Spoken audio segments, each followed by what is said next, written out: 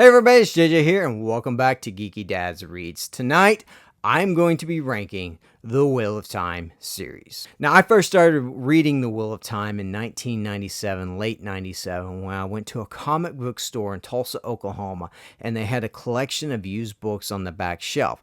I walked back there, I saw this big, fat fantasy that said Eye of the World. I looked at the cover, I thought the cover was so cool. I'd never seen a book that thick in my life, and I took it home and I started reading it.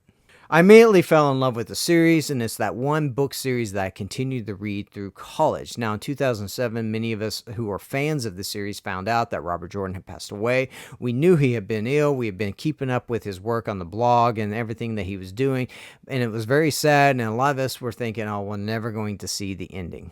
Of course, as we know, Brandon Sanderson was chosen, but a lot of us were kind of hesitant because we were like, who is Brandon Sanderson? Several of us didn't know who he was. So we started reading books. He had Mistborn series at the time, Elantris and Warbreaker, and that was about it. And we went and peeled the books off the shelves and we started reading them, and all of a sudden we were like, wow, Brandon's actually a fan of this series, and this is the series that got him excited about being a writer. So we felt like we could trust him, and we felt like that he was going to land the series in a satisfying way.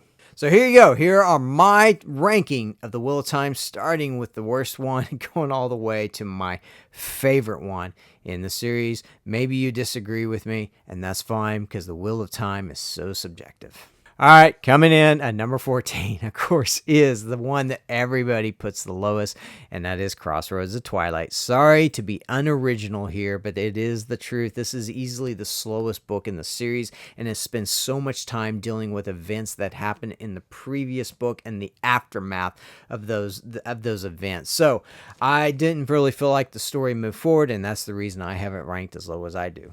All right, coming in at number 13, of course, is The Path of Daggers, and there's some excellent moments in here, don't get me wrong, and particularly towards the end, I felt like there were some great moments, but the book feels more like a bridge, I think, than the rest of the series. It's not bad, but it just doesn't make the same impact as several of the other ones. Like I said, there's some great moments here towards the end, but for the most part, the book didn't really do much for me. All right, coming in at number 12, of course, is Winter's Heart. This is another one in the slog. I think those are the three main slog books when you look at Crossroads of Twilight, The Path of Daggers, and, of course, Winter's Heart. I love this cover, by the way. This is probably one of my top 5 covers in the entire series. The pacing can be really rough in here, but the payoff is enormous, and I feel like the payoff made the book decent. But again, it just doesn't do a whole lot. It's really slow, and it's tough to get through. All three of those books right there, those are the murky middle, I think, that just kind of made a lot of people begin to quit the series and wonder whether or not they were ever actually going to get a satisfying end. Of course, coming in at number 11 is A Crown of Swords. This is also my least favorite cover in the entire series. There's plenty of character development happening here, lots of political maneuvering, but it's bogged down by the pacing, and it just feels like a book that's sort of trapped in, between two big moments, really, and I don't know. For me, it just didn't work much. This is about the point where I'm just like, okay, we're starting to get to that middle and that slog, and it's about to happen. So again, some great political maneuvering happened here, some cool character development moments, but the pacing is just off. All right, coming in at number 10, and of course that is Eye of the World. Great cover. It's the book that got me into the series. It's a great introduction. I think the prologue in here is one of the most amazing prologues in the entire series, and I think the prologue is probably the best prologue. But again, it seems simple when you look at the scope of the entire series as a whole, not to mention there's some parts in the end that just kind of don't make sense, later parts of the series, and that's to be expected. I don't think Jordan really knew where he was 100% going with the series yet. I don't really think everything had kind of gone off in his head about, okay, this is where I want things to go. Great introduction, great characters. It gives us everything that we love and admire about Edmund's Field and Two Rivers and all those things, and you start to feel that. But again, it just seems simple in the scope, and there's some parts at the end that just don't make sense later in the series. All right, coming in number 9, of course, is Towers of Midnight. Great cover, I felt like, and this is the end game's really starting to come together. There's some great character arc development here that you can really start to see. We're pushing towards the final battle and towards the end game. It's got great momentum, and it really does a great job of setting up the finale. But again, it's kind of the bridge, I feel like, between the book 12 and book 14. It's good. It's great. It's a great middle. It's better than some of the other ones that we had to deal with. But again, it's just not ranked as high as the others. All right, coming in at number 8, of course, is the 11th book in the series, and that is The Knife of Dreams. You really felt like Jordan was starting to hit the gas pedal again after like 3 or 4 books of having like this murky, slow slog. Major storylines really are starting to move again. And you can really see that we're kind of approaching the last battle. I feel like he did a great job of making us all excited about the Wheel of Time once again. The Knife of Dreams is a great rebound from what we had for the previous 4 books. All right, coming in at number 7, of course, is The Gathering Storm. And wow, is the storm starting to gather. This is the first one that Sanderson put out. And I felt like if the last one was somebody was hitting the gas pedal, somebody definitely hit the accelerator on this one. Major storylines, Rand's transformation, Egwene's story arc, everything is starting to come back together. Again, I felt like Sanderson did a really good job of bringing everything back to the main storylines. And I don't know, this gave me confidence that we're going to get a satisfying conclusion to the series. And even though I know that there's so many questions that some of us still have, at the end of the day, I felt like this was the one that gave us confidence that said, okay, Sanderson can do this, and we just need to be along for the ride and enjoy it. All right, coming in at number 6, a lot of people probably have this ranked in their top 5. For me, I just don't. And of course, that is A Memory of Light, the finale. Wow.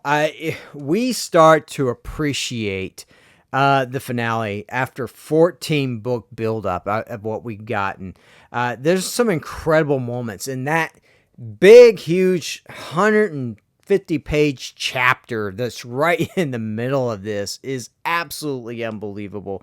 We really, the massive scope of everything that's happening here, we really start to appreciate. So I felt like this was a great wrap up to the entire series. It was a good way to land it, and I really appreciated what Sanderson and Team Jordan did to get this book out into the hands of all us fans who were dying to get it. All right, coming in at number 5, of course, is The Fires of Heaven. The political maneuvering, the character development, all the action, and that devastating ending make it one of the strongest books in the series. This is book 5 for me, and in fact, it's the 5th book in the series too. It's absolutely amazing. I like this one. This one right here really gave me... I was in love with the series, but this one right here was one of the ones where I was just like, okay, I'm sticking with this thing until the very, very end. And I'm glad I did, because every time I start to do a reread or I listen to it on Audible again, and I like, okay, I'm going to take the next 10 months and I'm going to listen to The Wheel of Time. This book right here reminds me, hey, getting to the end is really worth it. All right, coming in at number 4, of course, is The Great Hunt. This is one I think has the most solid, strongest plot in the entire series. They have a goal, they're setting out, and they're trying to accomplish that goal. But what I love about this book is it takes the world and it just expands it in such an enormous way.